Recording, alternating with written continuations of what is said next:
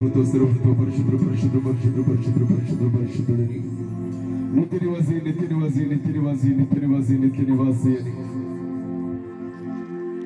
20 నలుగురు పెద్దలతో 4 జీవుల గానముతో నిరంతరము కొనియాడబడుతున్న సైన్యములకు అధిపతి భూలోకమందును పరలోకమందును పాతాళమందును అధికారము కలిగిన వాడా, వర్తమాన భూత భవిష్యత్ కాలాలను స్వాధీనమందుకున్నవాడా, సకల జీవరాశికి ఉన్నవాటికి లేని వాటికి సృష్టికర్త సర్వాంతర్యామి. స్తోత్రము స్తోత్రము స్తోత్రము స్తోత్రము స్తోత్రము స్తోత్రము. ప్రాణ కంటే మీరు ఎక్కువగా ప్రేమించి మీ ప్రియకుమారుడు యేసుక్రీస్తు వారి పాదములు పట్టుకొని ప్రభువా వారి రక్తముల చేత పట్టుకొని మీ కృపా సింహాసనం సమీపిస్తున్నా. రాత్రికాల సమయంలో ప్రభువా మీ ఆత్మ మాపై ఉన్నందుకు వందనాలు, నీ సన్నిధి మాత్రం దిగి వస్తున్నందుకు వందనాలు, నీ కాపుదల దయచేసినందుకు వందనాలు. చీకటి శక్తులు, దురాత్మ శక్తులు, అంధకార శక్తులు, చేతబడి శక్తులు, బాణామత శక్తులు ఈ స్థలం నుంచి వెళ్ళిపోతున్నందుకు వందనాలు. మహాబలమైనటువంటి నీ కాంతి ప్రకాశింపజేస్తున్నందుకు వందనాలు. గాలి కంటే వేగంగా ప్రయాణించి నీ వాక్కు పరుగులు పెడుతున్నందుకు వందనాలు. భూలోకమును తలకిందులు చేసే నీ శక్తి దిగి వచ్చినందుకు వందనాలు. కృపాకర్ణములు ఆత్మీయ సహోదరి దేవులని మీరు ఎన్నుకున్నారు, నీ పరిచర్య కొరకు నిలవబెట్టుకున్నారు. నా వాక్యం ప్రకటించే స్త్రీలు గొప్ప సైన్యమై ఉన్నారని చెప్పినావు నాయన. నీకోసం నిలవబడిన తల్లిని బట్టి నీకు వందనాలు, తన కళ తల్లిదండ్రులను బట్టి వందనాలు, తోడబుట్టిన అన్నదమ్ములను బట్టి వందనాలు, రక్త సంబంధికులను బట్టి వందనాలు. కొద్ది విషయాలు ప్రభువా ఈ మాటలు చెప్పడానికి ధైర్యం చేస్తున్నాను. నీ హృదయంలో ఏముందో దాన్ని వారికి బయలుపరచుతాను. యేసు పరిశుద్ధ నామమున ప్రార్థించుడుతున్నాను తండ్రి, ఆమేన్. ఒక మాట చెప్తున్నా, నీ ప్రక్కన 1000 మంది కూలీలు. ఒకసారి వాక్యం చదువుతారు నా కోసం దయచేసి అందరూ. నీ ప్రక్కన 1000 మంది పడినను ఆగమ్మా. ఈ ప్రక్కన అంటే ప్రక్కన ఎడమంటే మరి అంత తేలికగా కనపడుతుందా? ఈ కుడి ప్రక్కన అన్నావు కదా, ఏమన్నాను నువ్వు మరి? మొదట ఏమన్నాలి? మాట్లాడరే. నీ ఎడమ ప్రక్కన 1000 మంది పడినను అనాలి. తర్వాత నువ్వు కుడి పక్క గురించి మాట్లాడచ్చు. కానీ పరిశుద్ధాత్ముడు మాట్లాడుతూ ఏమంటున్నాడంటే నీ ప్రక్కన 1000 మంది పడినను.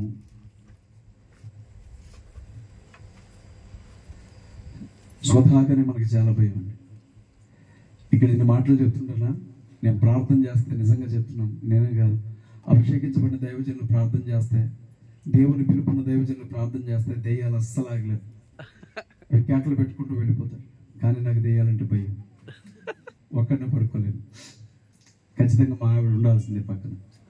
ఆవిడ కానీ లేకపోతే ఎవరినైనా పిలుచుకొచ్చుకుంటాను ఇంటికి, అరే ఈ రాత్రిపూట మా ఇంటికాడ పడుకోరాని భయం.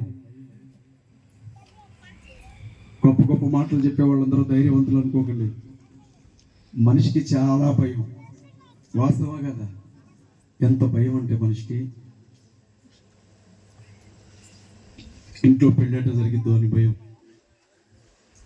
బిడ్డ జీవితం ఏమైపోతుందో అని భయం, తెల్లారితే ఇల్లెంట గడిసిద్దో అన్న భయం, ఇంట్లో నుంచి బయటకు వెళ్ళిన వాడు తిరిగి క్షేమంగా ఇంటికి వస్తాడా రాడా అని భయం, ఉన్నదంతా తాకట్టు పెట్టి పొలంలో పంట వేసాము అది పండిద్దో పండదో అని భయం, పండిన పంట ఇంటికి తీసుకొచ్చే సమయంలో గాలి దుమ్ములు వస్తాయేమోనని భయం, కాలేజీకి వెళ్ళిన బిడ్డ చదువుకుంటుందో గాలి తిరుగుతుందోనని భయం, చేతికి వచ్చినటువంటి పిల్లలు మన మాట వింటారో వినరో అని భయం, పాపిష్టి రోగాలు మనల్ని బ్రతకరిస్తాయో లేవో అని భయం. భయం లేదు ఇక్కడ. దేవుడు అంటున్నాడు, భూలోకంలో మనుషుల దగ్గర అన్నిటికంటే ఎక్కువగా ఇదే ఉంది, అందుకే మీరు భయపడకండి అంటున్నాడు. హల్లెలూయా. బబులోను దేశమందున ఆ భక్తులు 3 బొమ్మకు మొక్కనందున, బబులోను దేశమందున ఆ భక్తులు 3 బొమ్మకు మొక్కనందున,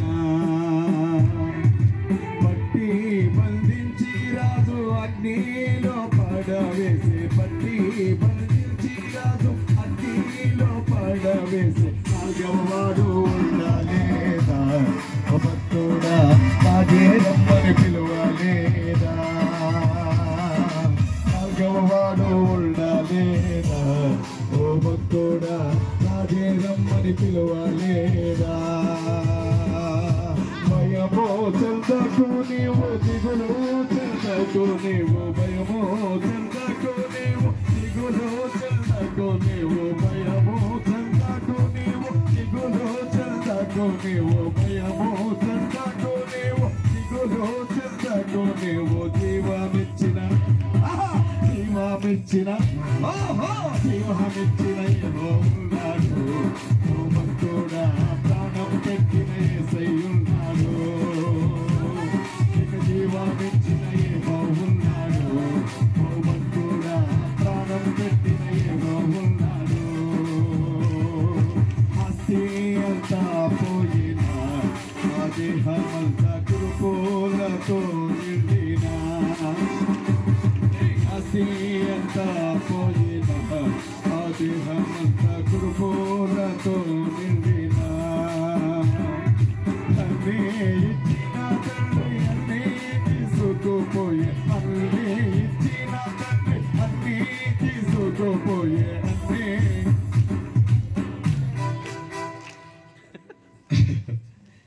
ఒకసారి యూట్యూబ్లో వీడియోలు చేయడానికి ఇంటి దగ్గర ఉంటే వీధిలో వాళ్ళు వీళ్ళు తిరుగుతుంటే శబ్దాలు అవుతాయని చెప్పి చెట్టు కిందకి వెళ్ళి చాలా శ్రద్ధగా వీడియో చేసుకుంటూ ఉంటాం. అప్పుడప్పుడు చెట్టు కూడా గస్ గస్ అంటూ ఉంటుంది ఊపుకుంటా. కనీసం మీరు అట్లా కూడా మాట్లాడాలి.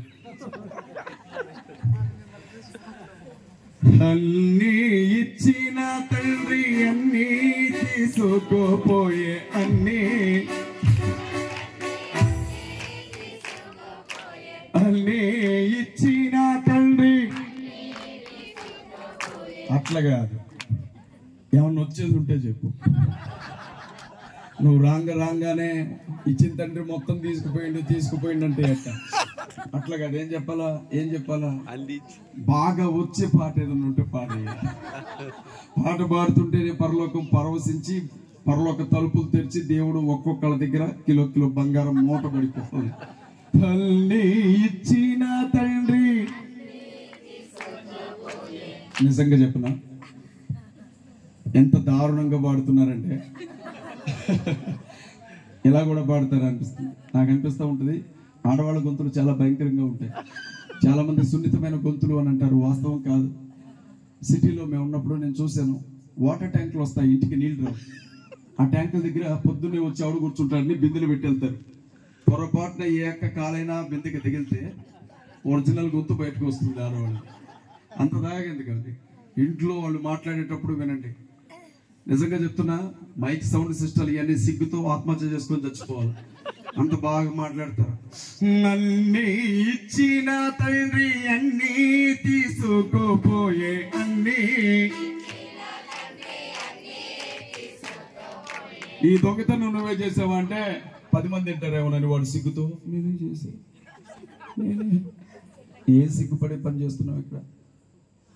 దేవుడు ఒకసారి దేవదూతలు భక్తులందరూ కలిసి అడిగారంట, భూలోకంలో ఏది మంచిది అంటే యెహోవాను స్తుతించుట ఎంతో మంచిది. ఆమేన్.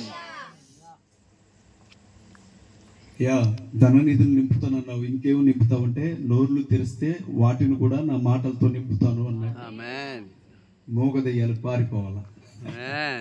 అన్నీ ఇచ్చిన తండ్రి అన్నీ తీసుకుపోయే అన్నీ. నని యోబు పలకాలేదా ఓ భక్తుడా అన్నీ మరలా పొందాలేదా అని యోబు పలకాలేదా ఓ భక్తుడా అన్నీ మరలా పొందాలేదా. భయము చెందకు నీవు దిగులు చెందకు నీవు భయము చెందకు నీవు దిగులు చెందకు నీవు భయము చెందకు. గట్టిగా పడండి. భయము చెందకు నీవు గట్టిగా భయము చెందకు నీవు ఇంకా గట్టిగా భయము చెందకు నీవు చెప్పగలిగినంత భయము చెందకు నీవు. జీవమిచ్చిన యెహోవా ఉన్నాడు ఓ భక్తుడా ప్రాణమిచ్చిన యేసయ్య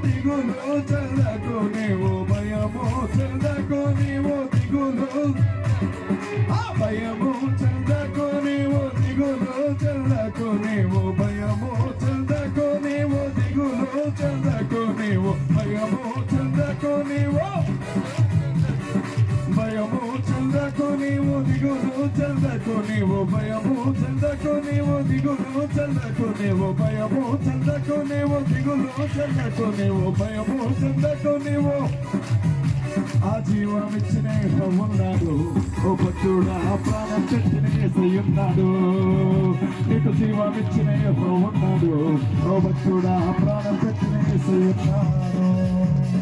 బైబిల్ గ్రంథాన్ని ఇల్లు మొత్తం ఎతికితే ఏమైనా దొరికిందేమో చూడండి అన్నట్లు బైబిల్ గ్రంథం మొత్తాన్ని ఎతికితే నాకు కొన్ని వందల చోట్ల ఒక మాట దొరికింది. అదేంటో తెలుసా? భయపడకు. భయపడ్డ ప్రతిసారి దేవుడు చెప్పిన మాట భయపడకు. మా నాన్న దేవుని సేవకుడు అని ఎప్పుడు అంటూ ఉంటాడు, ఎలాంటి పరిస్థితులు వచ్చినా భయపడకు. శరీరాలకు అసలే భయపడకు, జంతువులకు భయపడకు, దయ్యాలకు భయపడకు. నువ్వు గాని భయపడాల్సి వస్తే అది నిన్ను సృష్టించిన దేవునికి మాత్రమే కావాలా. దేవుని స్తోత్రం. హల్లెలూయా. నేను ఫస్ట్ అయ్యగారికి మనసిచ్చి తర్వాత పక్క అయ్యగారికి మనసిచ్చా. ఇప్పుడు బాగలేక ఈయనకి మనసిచ్చా అని అంటే ఎలా ఉంటుంది వినడానికి? ఎంత అసహ్యంగా ఉంటుంది, అవునా కదా? నేను వాళ్ళకి భయపడతా, వీళ్ళకి భయపడతా, వాళ్ళకి భయపడతా, చీమ చిట్టుకున్నా పాము పుట్టుకున్నా దేనికన్నా భయమే. నేను దేవుడికి కూడా భయపడతా అన్నా కూడా అంతే అసహ్యంగా ఉంటుంది. ఒక్కడికి మాత్రమే నీ భయాన్ని తీసుకునే హక్కు ఉంది, ఒక్కడికి మాత్రమే నీ భయాన్ని కోరే అధికారం ఉంది. ఆయన దేవుడే యెహోవా. ఆయన ఏమంటున్నాడు తెలుసా? నీ ప్రక్కన 1000 మంది కోలినా. నాకు అనిపిస్తుంది కరోనా జ్ఞాపకం ఉందా? ఎలా చచ్చిపోయారు మనుషులు. ఎండాకాలంలో వడగాల్పులు వచ్చినప్పుడు చెట్టు మీద నుంచి ఆకులు రాలుతాయి చూడు, అలా రాలిపోయారు మనుషులు. రాలేదా? అవునా కదా? అవునా కదా? ఎంతమంది చనిపోయారు. నువ్వు చచ్చిపోలేదు ఎందుకో? ఎప్పుడైనా ఆలోచించావా? ఇక్కడ తెలివి కలిగిన వాళ్ళు, బలం కలిగిన వాళ్ళు, అందగాళ్ళు, ఆస్తిపరులు, ఉద్యోగస్తులు, మేధావులు, దేశాన్ని పరిపాలించే చక్రవర్తులు, లక్షల మంది, కోట్ల మంది అభిమానులు కలిగినటువంటి ఎంతో మంది సినీ రాజకీయ నాయకులు ఎంతో మంది చచ్చిపోయి కుక్క చావు చేస్తే తీసుకెళ్లి మున్సిపాలిటీ వాళ్ళు పారేసి వచ్చారే. నువ్వు మాత్రం చచ్చిపోలే. ఎప్పుడైనా ఆలోచించావా? మీ ఊరికి ఎడం పక్కన ఎంతో మంది చచ్చారు, మీ ఊరికి కుడి పక్కన ఎంతో మంది చచ్చిపోయారు, మీ ఇంటికి ఎడం పక్కన ఎంతో మంది చచ్చిపోయారు, నీ ఇంటికి కుడి పక్కన ఎంతో మంది చచ్చిపోయారు. నువ్వు మాత్రం బతికే ఉన్నావు. నీకు ఈ వాక్యం గుర్తురాలా? నీ ఎడమ ప్రక్కన 1000 మంది పడినను. దేవుని స్తోత్రం. హల్లెలూయా. పడగొట్టడం దేవుడు చేసే పని కాదు, అది సైతాన్ చేసే పని. ఈ మధ్య మనుషులు అనగానే ఒక 100 మంది ఇట్లా పడిపోతా ఉన్నారు. దేవుడు ఎప్పుడు పడగొట్టాడండి. ఆయన పడిపోయిన వాళ్ళను లేపి నిలబెడతాడు. దేవుని స్తోత్రం చెప్పు. ఒకసారి ఆర్ఆర్కే మూర్తి గారు నా చిన్నతనంలో రేడియోలో వాక్యం పెట్టుకుని వింటూ ఉంటే యేసయ్య గొంతు నేను ఎప్పుడు వినలా. ఒకవేళ ఆయన మాట్లాడితే ఏంలాగే ఉంటదేమో అనుకునేవాడిని. ఆర్ఆర్కే మూర్తి ఆయన్ని పాస్టర్ జైల్పాల్ గారు, జైల్పాల్ కాదు జైల్పాల్ అన్నాడు. జైల్పాల్ నిజంగా పాలు ఎప్పుడు జైల్పాలే కదా. భూమి మీద బయట ఉండటం కంటే జైల్లోనే ఎక్కువ ఉన్నాడు. జైల్పాలే ఆయన. జైపాల్ గారు ఏమండి టచ్ అని చాలా మందిని పడగొడుతున్నారు కదా, మరి మీరేమంటారు ఆ విషయం గురించి అంటే ఆర్ఆర్కే మూర్తి గారు ఏమన్నారంటే, ఇప్పుడు దేవుని వాక్యం పౌలు మాట్లాడేటప్పుడు ఐతుకు అనే ఒక కుర్రాడు పైనుంచి కిటికీలో నుంచి కింద పడి చచ్చిపోయాడు. ఆ రాత్రి అందరూ చచ్చిపోయాడు. శవాన్ని పారేద్దాం అనుకునేటప్పుడు పౌలు పైనుంచి కిందకు వచ్చి చచ్చిపోయిన వాడిని, కింద పడ్డవాడిని పైకి లేపి నిలబెట్టాడు. నేను ఇచ్చే సలహా ఏంటంటే, పాస్టర్లు పడగొట్టకండి, దయచేసి నిలబెట్టండి. పడగొట్టే పని నిలబెట్టే పని మీకెందుకు, మీరు నిలబెట్టండి పడిపోయిన వాళ్ళని అన్నాడు. దేవునికి స్తోత్రము గానము చేయుటయే మంచిది, మనమందరము గానము చేయుటయే మంచిది. పడవా? దేవునికి స్తోత్రము గానము చేయుటయే మంచిది, మనమందరము స్తుతి గానము చేయుటయే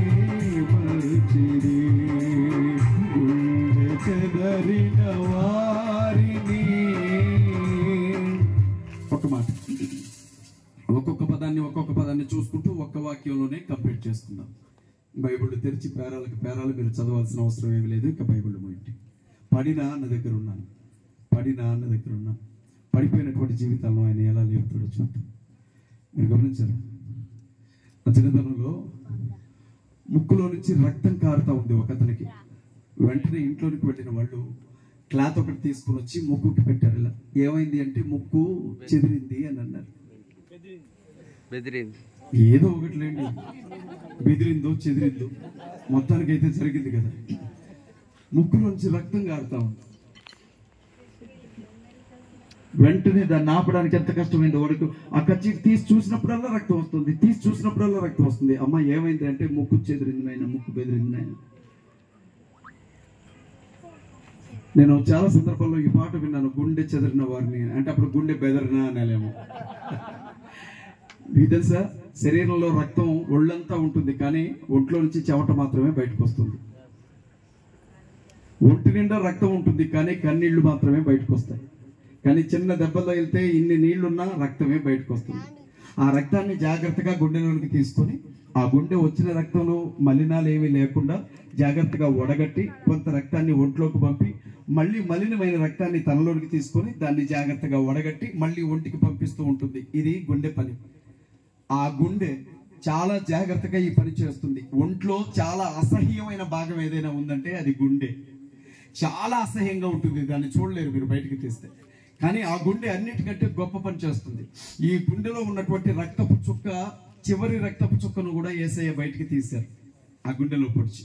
అయితే ఒంట్లో ఎక్కడ రక్తం లేకపోయినా ఆ గుండెలో ఒక చుక్కైనా రక్తం ఉంటుంది. అలాంటి గుండె బెదిరితే ఎలా ఉంటుందో తెలుసా? ఎప్పుడైనా ఆలోచించారా? ముక్కు చెదిరితేనే అంత రక్తం వస్తాయి, గుండె బెదిరితే ఎంత రక్తం రావాలి? బతుకుతాడా మనిషి?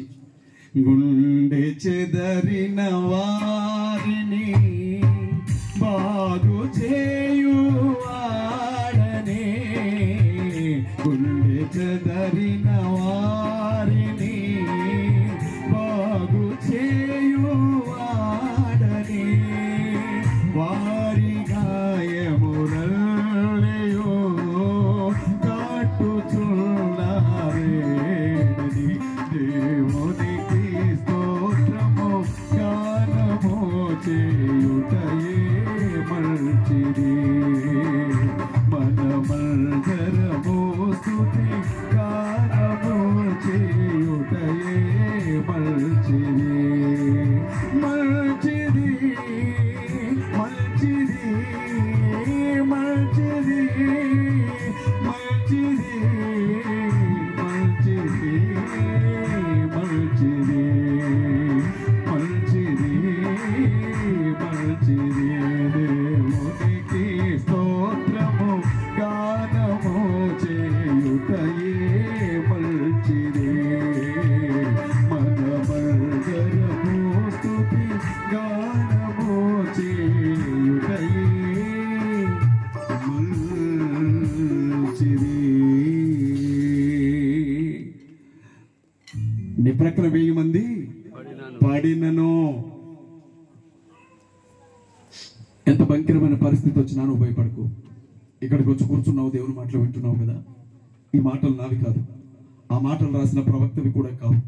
పరిశుద్ధాత్మ దేవుని ఆదేశాలతో అతను రాశాడు. పరిశుద్ధాత్మ దేవుని ఆలోచనలను అతను పేపర్లో పెట్టాడు. పరిశుద్ధాత్ముడు తనను నమ్ముకున్న వారితో చెబుతున్నాడు, ఎట్టి పరిస్థితుల్లో నీ పక్కన ఒకేసారి 1000 మంది పడినా నువ్వు భయపడకు. ఎందుకు భయం? దేనికి భయపడుతున్నావు? ఏ విషయం నీ హృదయానికి కలవరపెడుతోంది? ఏ విషయాన్ని బట్టి నీకు మనశ్శాంతి లేకుండా పోతుంది? ఏ విషయాన్ని బట్టి నువ్వు కలవరపడుతున్నావు? ఏ విషయాన్ని బట్టి నువ్వు ఏడుస్తున్నావు? ఏ విషయాన్ని బట్టి నువ్వు కృంగిపోయి ఉన్నావు? ఏ విషయాన్ని బట్టి నీకు మనశ్శాంతి లేకుండా పోతుంది? ఏ విషయం అది? నిన్ను భయపడుతున్నది ఎవడు? వాడు మనిషా? నిన్ను భయపడుతున్నది అది? అది చీకటి శిక్ష. నిన్ను భయపడుతున్నది అది? అది ఆర్థిక పరమైన అప్ప. నిన్ను భయపడుతున్నది అది? ఒంటిలోకి వచ్చిన తెగులా? నిన్ను భయపడుతున్నది అది? నీ బంధుత్వమా? నిన్ను భయపడుతున్నది అది? నీ స్నేహమా? నిన్ను భయపడుతున్నది అది? నీ శత్రువా?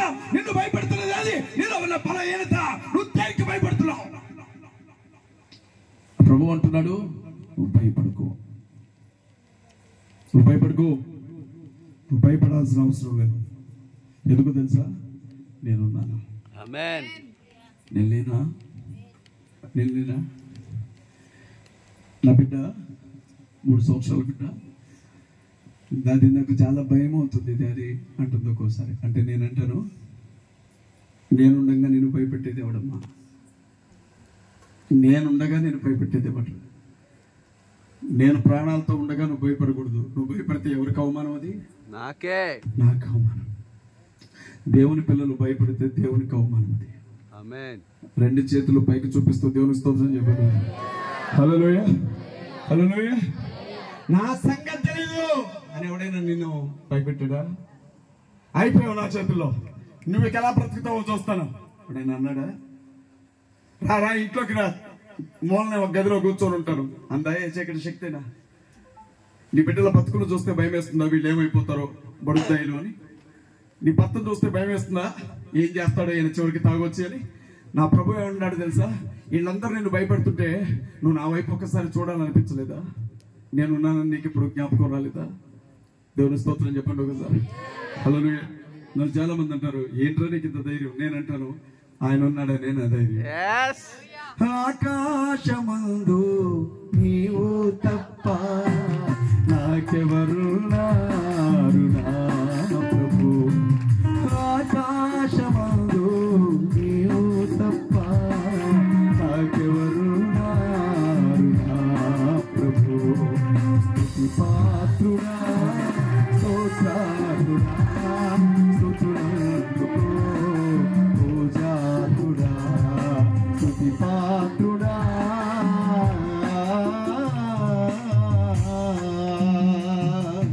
నా శత్రువులు నన్ను తరుముచుండగా నా ఆత్మ నాలో కుంగినే ప్రభు.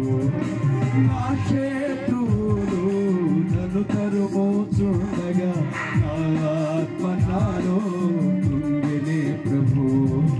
నా మనసును నీ వైపు తిప్పిన వెంటనే, నా మనసును నీ వైపు తిప్పిన వెంటనే శత్రువుల చేతి నుండి విడిపించినావు, కాపాడినావు.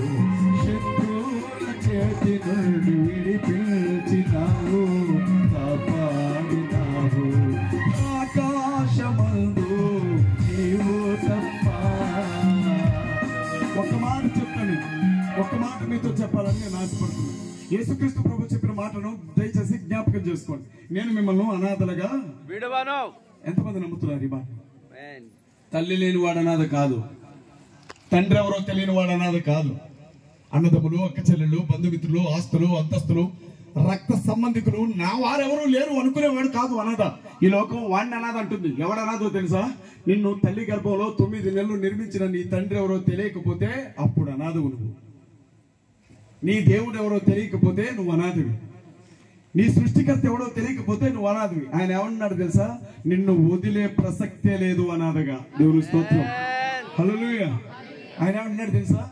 నీవు నన్ను వదిలినా నేను నిన్ను వదలను కాబట్టి నువ్వు భయపడకు. నాకు 10 సార్లు చెప్పాలనిపిస్తుంది, నువ్వు భయపడకు, నువ్వు భయపడకు, నువ్వు భయపడకు. కంగారు, టెన్షన్ గలిబిలి, గజగజ వణికిపోతా ఉంటారు. భయం వచ్చి ఏం చేస్తుంది? అది మనిషి హృదయాన్ని పిండేస్తా ఉంటుంది. నిద్ర కూడా పట్టదండి భయపడే మనుషులకి. తిండి కూడా తినలేరు భయపడే మనుషులు. ప్రశాంతంగా స్నానం కూడా చేయలేరు భయపడే మనుషులు. నేను చెప్తున్నా, భయపడేవాడు అందరికంటే ముందు చచ్చిపోతాడు. ఈ రోజు ఆత్మహత్యలు చేసుకొని చస్తున్న వాళ్ళంతా భయపడేవాళ్ళే. నా ప్రభు అంటున్నాడు, దయచేసి భయపడకురన్న ఆయన, నేనున్నాను. ఎడం ప్రక్కన ఎంత మంది కూలినా నువ్వు భయపడకు. మీకు ఒక విషయం చెప్తాను. ఇలాగే ఒక తల్లి తన బిడ్డ చాలా ప్రేమగా పెంచుకుంది. యేసుక్రీస్తు ప్రభు గురించి తన బిడ్డకి చెప్పేది. ఆయన నమ్మరాను. ఆయన దేవుని దగ్గర నుంచి వచ్చిన వాక్యాలన్నీ ఉన్న పవిత్ర గ్రంథం, దైవ గ్రంథం, ఆ గ్రంథాన్ని నమ్మరా అంటే వినలేదు. అతను ఇష్టానుసారంగా తిరిగాడు. కొంతకాలం గడిచిన తర్వాత ఆర్మీకి వెళ్ళిపోయాడు, దేశ సైన్యానికి వెళ్ళాడు. వృద్ధురాలైన తల్లి ఊర్లోనే మిగిలిపోయింది. ఆమెకి ఎప్పుడూ ఒక బాధ మిగిలి ఉండేది, నా బిడ్డ దేవుణ్ణి నమ్ముకున్నానే, నేను చనిపోతున్నానే అని. చనిపోయే సమయంలో ఆ తల్లి దేవునికి ఒక మొర పెట్టింది. ఏంటో తెలుసా? నాయనా, నా బిడ్డను మార్చమని బ్రతికున్నంత కాలం మొరపెట్టాను, వాడు మారకుండానే చచ్చిపోతాడేమోనన్న భయం నన్ను వెంటాడుతోంది. ఇదిగో నీ పిలుపునందుకొని నేను వచ్చేస్తున్నా. చివరిసారి అడుగుతున్నా, నా బిడ్డను మార్చవా అని చచ్చిపోయింది ఆ తల్లి. ఆ సంఘటన జరిగింది. ఈ సంఘటన జరిగినటువంటి విషయం వెంటనే ఆర్మీలో ఉండే సైనికుల దగ్గరికి వార్త పంపించారు. వార్త అందుకోవడానికి అతను లేడు. భారతదేశ సరిహద్దుల్లో యుద్ధం జరుగుతోంది. అతను యుద్ధానికి వెళ్ళాడు. ఎదురుగా ఉన్నటువంటి శత్రువులు AK-47లతో, అణుబాంబులతో, భయంకరమైనటువంటి ఆయుధాలతో దాడులు చేస్తున్నారు. ఎదురుగా ఉన్నటువంటి ఒక క్యాంపు మీద శత్రువుల దృష్టి పడింది. ఆ టెర్రరిస్టులు, ఆ భయంకరమైన ఉగ్రవాదులు ఎదురుగా ఉండే వాళ్ళందరినీ తప్పించుకునే అవకాశం లేకుండా తుపాకీలతో కాల్చారు. అందులోనే ఉన్నాడు ఈ విధవరాలి బిడ్డ. తుపాకీ గుండొచ్చి ఖచ్చితంగా గుండె దగ్గరకు వచ్చి తగిలింది. కుప్పగూలి పడిపోయాడు. దాదాపు ఒక 100 మంది వరకు చనిపోయినటువంటి ఆ సంఘటనలో చనిపోయినటువంటి శవాలన్నింటినీ యుద్ధం పూర్తయిన తర్వాత తీసి ట్రక్కులో వేస్తున్నారు. ఒక్కొక్కడి కాళ్ళు, ఒక్కొక్కడి చేతులు, ఒక్కొక్కడి ఒళ్ళు, తల తుపాకీ గుండెతో ఎలా కాల్చారంటే చిల్లుల గిన్నె ఎలా ఉంటుందో అలా అయిపోయింది ఒళ్ళు. ఆ చివరి బుల్లెట్ వచ్చి ఇతని గుండెకి తగిలింది. అతన్ని కూడా ఎత్తి ఆ ట్రక్ లో పడేశారు. ట్రక్ లో పడగానే ఒక్కసారి అనుకుంటూ లేచాడు. ఏమైంది అని వీళ్ళు అడుగుతూనే ఉన్నారు. వెంటనే నాలాగా ఉన్నటువంటి సూట్ తీసేశాడు, ఆ పైన షర్ట్ తీసేశాడు. లోపల నుంచి ఒక ఇది ఏంటది నల్ల అట్ట ఉన్న ఒక పుస్తకాన్ని బయటికి తీశాడు. ఆ పుస్తకం వెంటనే టక టక టక తెరిచి ఈ బుల్లెట్ ఏమైందని వెతుకుతూ ఉన్నాడు. ఆ బుల్లెట్ ఎక్కడికి వచ్చి ఆగిందో తెలుసా? నీ ప్రక్కన 1000 మంది పన్నెను, నీ కుడి ప్రక్కన 10,000 మంది పన్నెను, అపాయము నీ యుద్ధకు రాదు అన్న మాటలు చూపిస్తూ బుల్లెట్ ఆగిపోయింది. ఇతను ఏం చేశాడో తెలుసా? వాళ్ళమ్మ యుద్ధానికి వెళ్ళేటప్పుడు చెప్పిందట, నీవు దేవుణ్ణి నీ గుండెల దగ్గర ఉంచుకో ఇప్పుడు అని. ఇతను దేవుడు అంటే బైబిల్ గ్రంథమే కదా, మీరంటే తల కింద పెట్టుకొని పడుకుంటారు. బైబిల్ అంటే ఎంత ప్రేమ కదా. ఇలాగే పెద్ద ఆవిడ చర్చికి వచ్చిందట, ఇంటికి వెళ్ళిపోయిందట, కళ్ళజోడు కనపట్ల. ఇల్లు మొత్తం వెతికింది, కళ్ళజోడు కనపడలా. చర్చికి వచ్చింది, పాస్టర్ని అడిగింది, కళ్ళజోడు కనపడలా. బీరువాలు ఎతికింది, కళ్ళజోడు కనపడలా. మొత్తం ఇల్లంతా గాలిచ్చి ఊడ్చింది, కళ్ళజోడు కనపడలా. ఏం చేయాలో అర్థం కావట్లే. కళ్ళజోడు ప్రభువా అంటుంది. మళ్ళీ పాస్టర్ దగ్గరకు వచ్చింది, నా కళ్ళజోడు నీ దగ్గరే పోయింది, మర్యాదగా చెప్పువా అని. పాస్టర్ గారు అన్నారు, ఇల్లంతా ఎతికావా? ఎతికా. మంచాల కింద చూసా, తలుపుల పక్కన చూసా, మొత్తం ఎదిగా. అయితే ఖచ్చితంగా బైబిల్లోనే ఉంటది, బైబిల్ని ఒకసారి చూడిపోయినట్టు వెళ్ళా. బైబిల్ దిగానే బైబిల్లోనే ఉందట. అంటే బైబిల్ దిగం కదా మనం సహజంగా. మనం బైబిల్ని ఎప్పుడు తీస్తాం?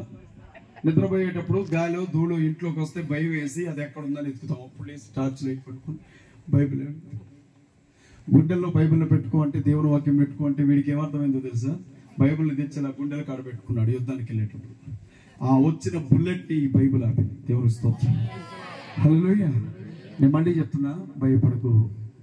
భయపడే వాళ్ళు పడిపోతారు, జాగ్రత్త. ఆ ప్రభు అంటున్నాడు, భయం నీ దగ్గరికే కాదు, నీ దగ్గరికి రావడానికి 1000 మందిని దాటొస్తున్నా దాన్ని చూసి భయపడకు. నాకు ఒకసారి మీకు ఇర్మియా అనే వ్యక్తి గురించి నేను ఒక చిన్న మాట చెప్తాను. దాదాపు 12 సంవత్సరాల వయసులోనే అతన్ని సేవకు పిలిచాడు దేవుడు. ఎన్నేళ్ల వయసులో? గట్టిగా 12 ఏళ్ల వయసులో. 12 ఏళ్ల వయసులో సేవా పరిచయకి పిలిచాడు ప్రభు. రా ఇర్మియా, నా సేవకు రా అన్నాడు. ఇర్మియా అన్నాడు, పిల్లగాడిని స్వామి, నేను బాలుండి, నేను నీ సేవలో నేనేం పని చేస్తాను, నువ్వు రావాలి ఇర్మియా. అభిషేకం ఎక్కడైంది? బ్యూలాకి భూమి మీద అయింది. ఇర్మియాకి అభిషేకం ఎక్కడైందో తెలుసా? అమ్మ కడుపులో ఉండగానే అభిషేక కార్యక్రమాన్ని పూర్తి చేశాడు ప్రభు.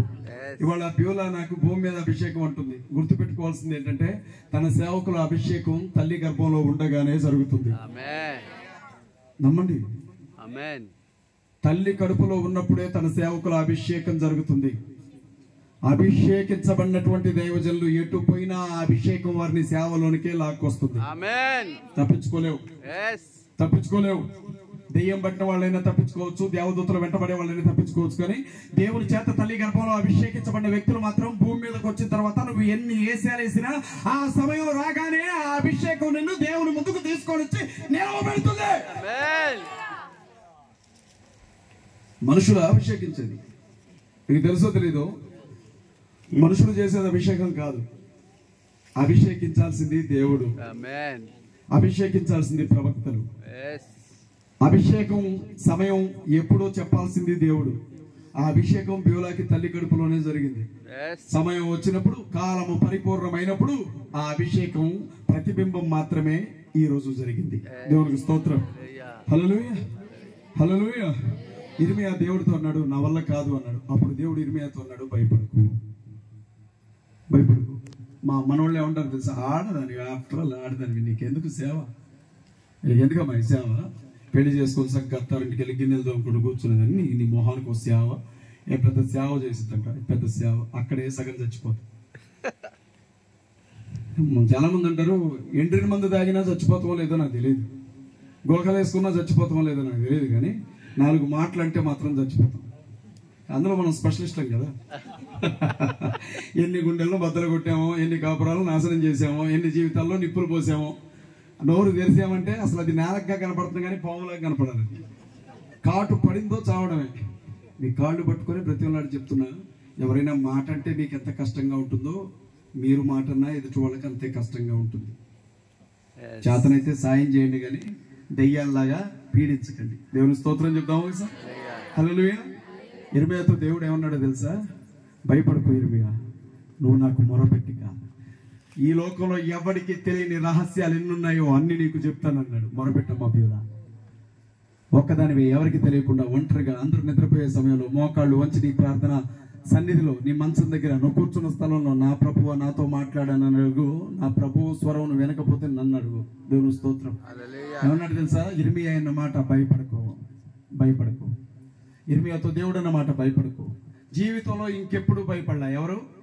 ఇర్మియా. మీకు మోషేని జ్ఞాపకం చేస్తాను.